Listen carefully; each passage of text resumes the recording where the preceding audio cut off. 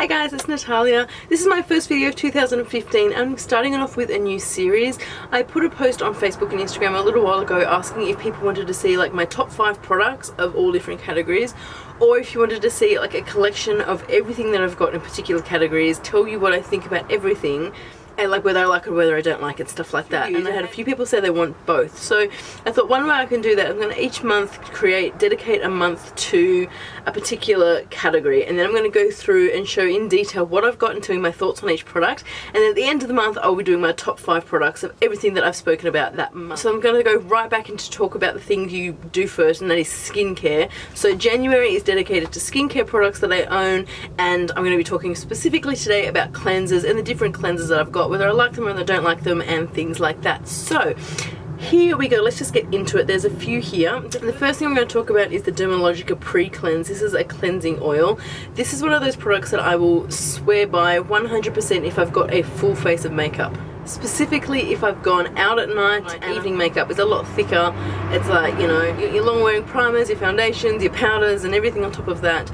Then I really make sure every time I come home I will use a cleanser like this. So basically this is an oil that you put on your face when it's dry, you rub it in, and the oil starts breaking down your foundation and your makeup, which is really, really good. And then after that you go through and rinse it all off, and once you get the water on your hands you rub it through again, and it turns into like a whitish sort of milky sort of texture, and then it sort of just starts cleansing your face off. I then rinse that off and then follow on with another cleanser, that just to do a double cleanse sort of method. This is amazing, I swear by it.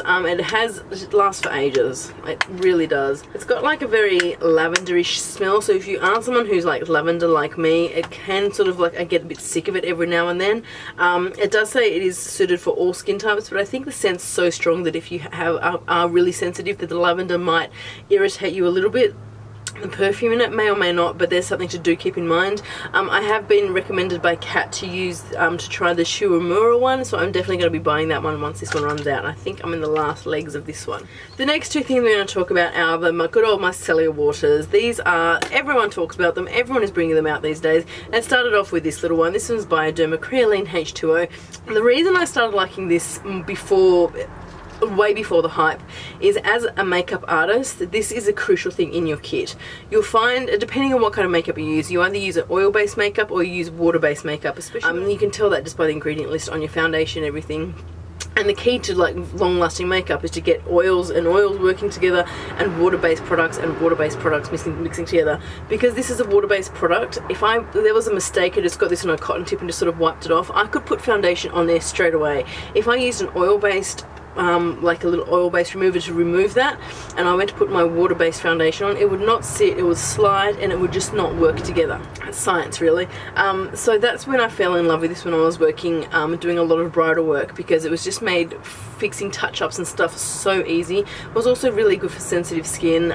You just bit of this on a cotton round, rub it over, and it just removes your makeup.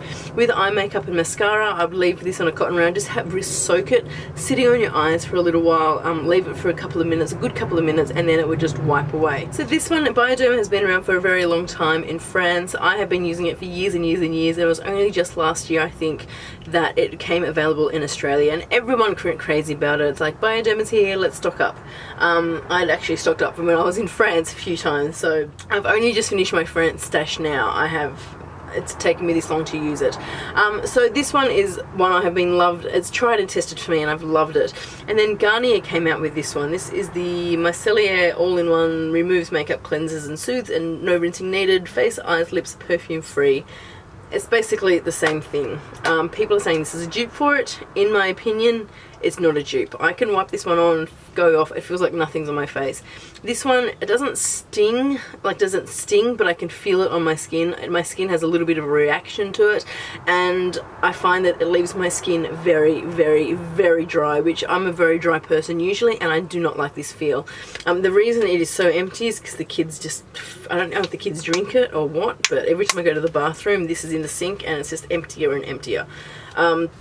It is a lot cheaper. If you are on a very strict budget, give this one a go.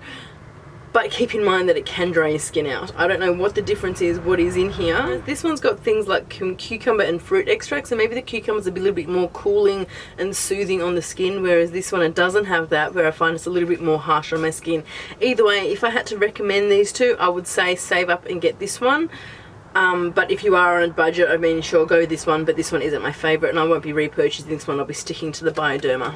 Now moving on to actual cleansers, I've tried these two little samples this year. This is the Clarisonic Refreshing Gel Cleanser. This one comes with the Clarisonic, and I've tried this one. This is the Dr. Llewellyn's Sensitive Cleansing Milk. Soothes and softens with aloe and orchid extract. Now these two, this one, the Clarisonic one, is designed to go with the Clarisonic. It came with the Clarisonic, and I used that one for a little while. I didn't really feel like it did much. It was like one of those cleansers that, yeah, you can tell your face was clean, but I wouldn't sit there and say, wow, it's amazing. It's just another cleanser, if you ask me. This Dr. Llewellyn's milk, same thing. I wasn't all that happy with it. It is a very, very milky consistency, like I've got a little bit there.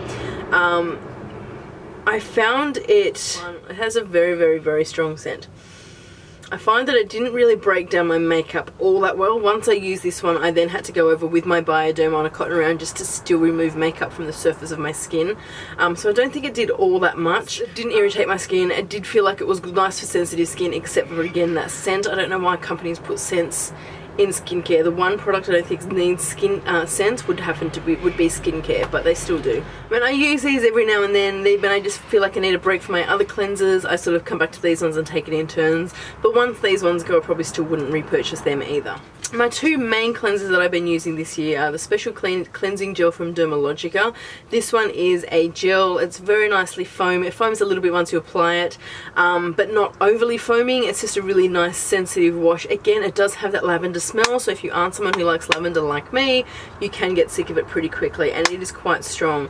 It says, again, it's for sensitive skin. I wouldn't say that because of the scent. It is just very, very overpowering at times, but it does leave your skin feeling really, really clean. Every time I've used this one, I feel like my skin is adequately clean. I then go over with the Bioderma wipe and there's no makeup left on my skin, so I really, really do like this one. It is a good everyday all-round cleanser. This big bottle here lasts you a long time as well. I've had this one for well over a year. And it's still going. Like, you do not need a much, you only need like a pea-sized amount of this one.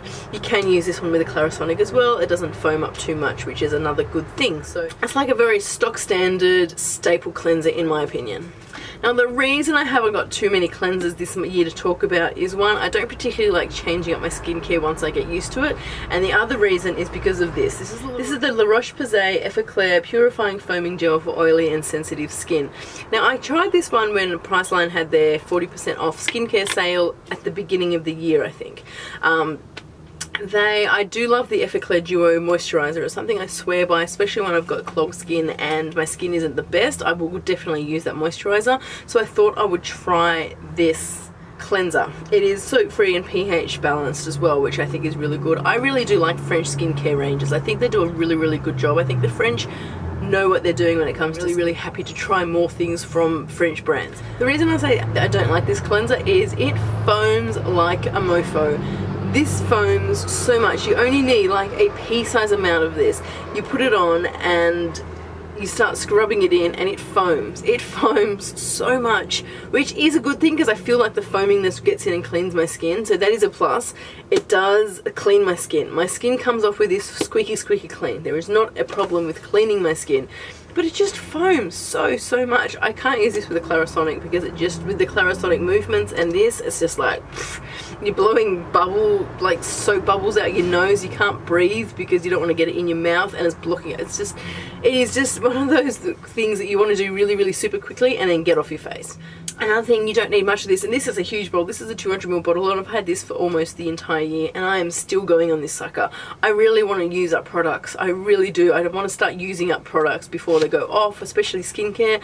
So I really am pushing myself to do this. I'm now using this as a body wash because I need to finish it. I'm just so sick of it. This is actually a really good cleanser to put in your shower for like your husbands and your boyfriends and stuff, because it does a really, really good cleanse. But it's nothing fancy. It's just a basic standard cleanser, nothing fancy, but does leave their skin coming off really, really well. I do recommend this. I just wish it came in a bottle about this big, because that would really be all I need for the entire year. But it is worth it. It is a nice just all over standard cleanser, no bells and whistles. It just cleans, does its job. It is quite good. It's just, I'm a bit sick of it is the only problem, and it just foams a little bit too much. And the last thing I'm talking about cleansers is my Clarisonic. I've been using this all year. Well, I got this one, I can't remember how long it's been since I got it. Time just flies so fast.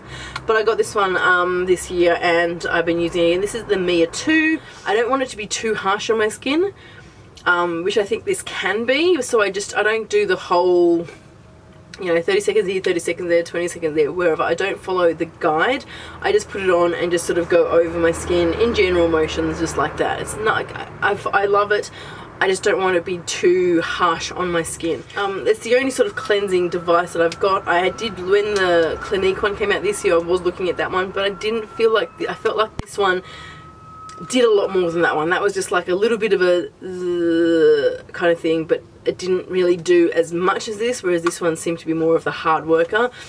I am looking at that, I think it's the Fiore, the little rubber one that I'm looking at buying, but I just don't know if I can justify spending $200 on something when this is perfectly good. I really like a good cleansing tool like this as well, so that's definitely one that I do recommend. I know there's different brands of these. I know there's the Clarisonic. There are, I think Garnier's got one. There's cheaper options, Olay perhaps, that you can get in supermarkets. I haven't tried any of them. I've got this one. I think if you can't afford this one, maybe try something a little bit more affordable. But I do think something like this is a really, really good thing to have in a cleansing routine. It just really helps go in and deep clean your skin, which I think everyone needs every now and then. So that is my wrap up of the cleansers. That's my thoughts on what I've got. I've decided that this year I'm going to be going more into skincare. So if there's any skincare products that you recommend, whether it's high end or low end, please let me know, because I'd love to have a look into them. Finally, now that I've gotten through that Roche-Posay one, I'll be able to get some more.